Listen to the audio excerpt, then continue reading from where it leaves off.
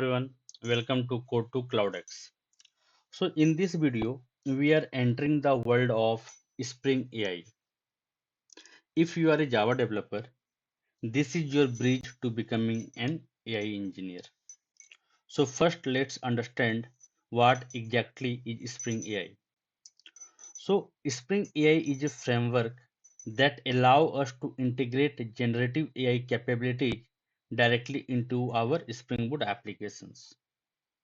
Now think about this.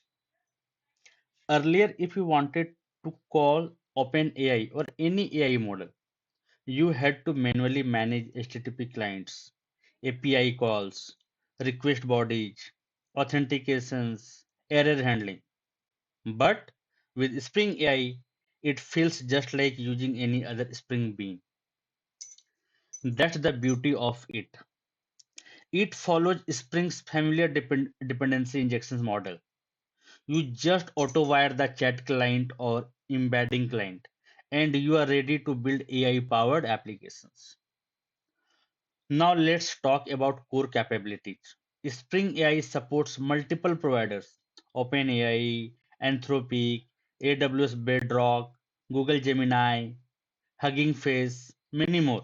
So tomorrow, if you want to switch providers, you don't rewrite your business logic. You just change configurations.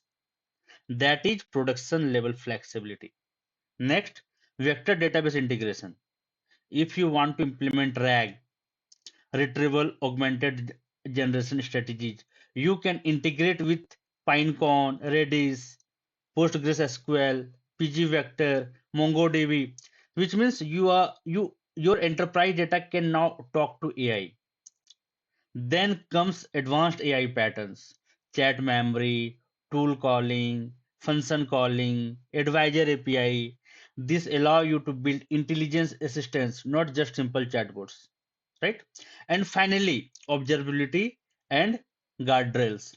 Because in production system, AI responses must be monitored, validated, and controlled. So Spring AI is not just about calling an LLM. It is about building enterprise-grade AI systems. This is how a Java developer evolves into an AI engineer. So now let's understand why Spring AI is powerful. Because it deeply integrates with the Spring ecosystem. First, auto configurations. Just like Spring Boot starters, you add the dependency, configuration properties, and everything gets auto-wired. No complex setup. Second, familiar programming model.